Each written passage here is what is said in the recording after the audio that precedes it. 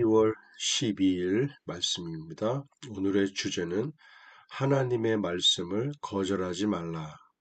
하나님의 말씀을 거절하지 말라입니다. 성경 구절입니다.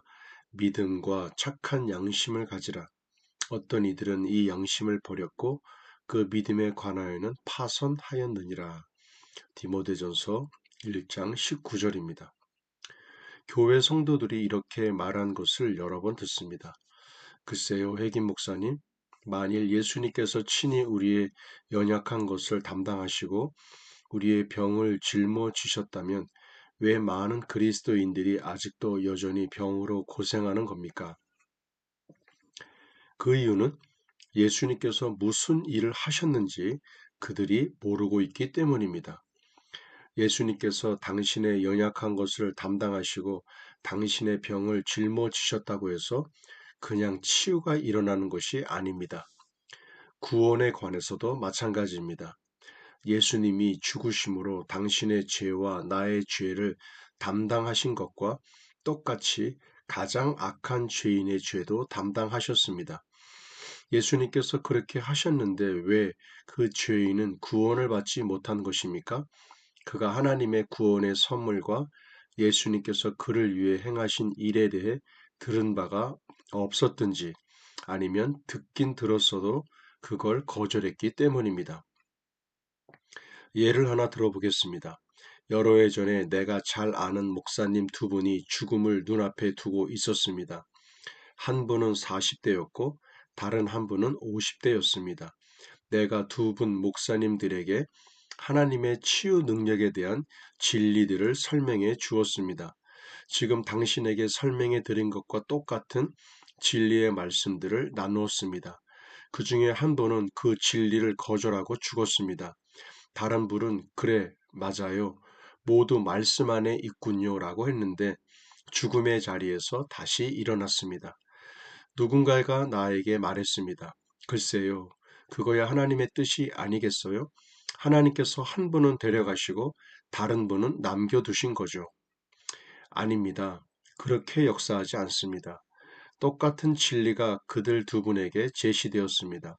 한 분은 그것을 거절했고 다른 분은 그것을 받아들였습니다. 그 말은 그중 한 분이 하나님의 말씀 중 그 부분 치유를 거절했기 때문에 죽어서 지옥 갔다는 뜻이 아닙니다.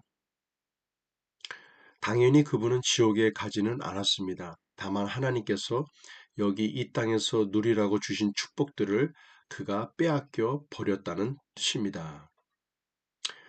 하나님의 말씀을 거절하지 말라. 예. 어떤 분이 핵임 목사님한테 질문했습니다.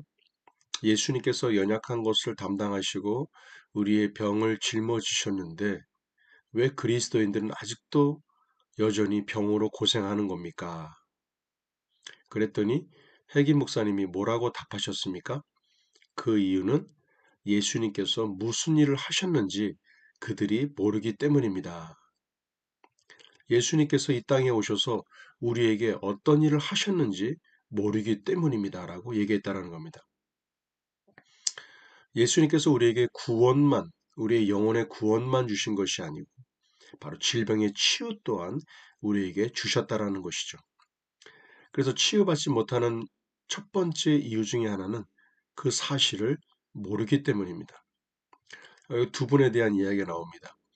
어느 목사님께 두 명의 목사님께 이 말씀을 드렸는데 한 분은 치유를 맛보게 되었고 다른 분은 치유를 맛보지 않게 됐습니다.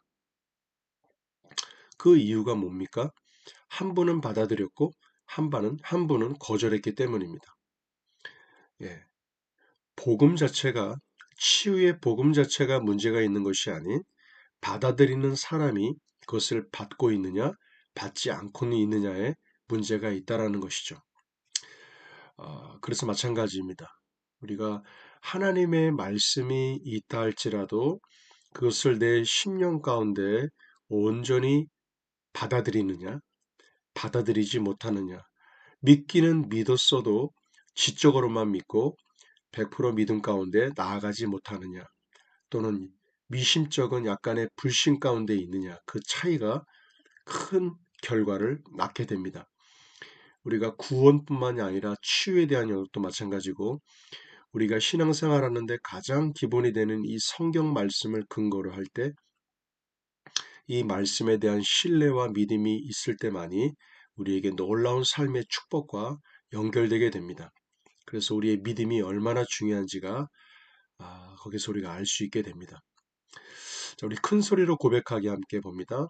나는 그리스도 안에서 나에게 속한 모든 것을 누리고 싶습니다. 나는 차차선이나 차차선을 위해 값을 치르고 싶지 않습니다. 그게 내 것이라고 성경이 말하면 나는 그것을 가질 것입니다. 그런 의미에서 치유는 바로 나의 것입니다. 재정적 부유를 위한 고백 기도입니다. 시편 35편 27절. 나의 의를 즐거워하는 자들이 기꺼이 노래 부르고 즐거워하게 하시며 그의 종의 평안함을 기뻐하시는 여호와는 위대하시다 하는 말을 그들이 항상 말하게 하소서. 잠언서 10장 22절. 여호와께서 주시는 복은 사람을 부하게 하고 근심을 겸하여 주지 아니하시느니라. 스가랴 1장 17절. 그가 다시 외쳐 이르기를 만군의 여호와의 말씀에 나의 성읍들이 넘치도록 다시 풍부할 것이라. 고린도후서 8장 9절. 우리 주 예수 그리스도의 은혜를 너희가 알거니와 부요하신 이로써 너희를 위하여 가난하게 되심은 그의 가난함으로 말미암아 너희를 부요하게 하려 하심이라. 아멘. 자, 오늘도 하나님의 말씀을 거절하지 않고 그대로를 내 마음에 받아들이고 그것을 그렇게 생각하고 그렇게 말하고 행동함으로 풀어놔 하나님의 말씀이 내 삶의 실제가 되어지는 놀라운 은혜의 시간들이 되시기를 바랍니다. 이 재정적인 부유의 고백 기도를 통해서 지금 삶 속에서 막혀있는 재정의 어려움, 부채의 문제, 이런 것들이 이 말씀을 통한 축복의 메시지가 여러분 모두에게 자유케 되어지는 은혜가 있기를 기도합니다. 할렐루야.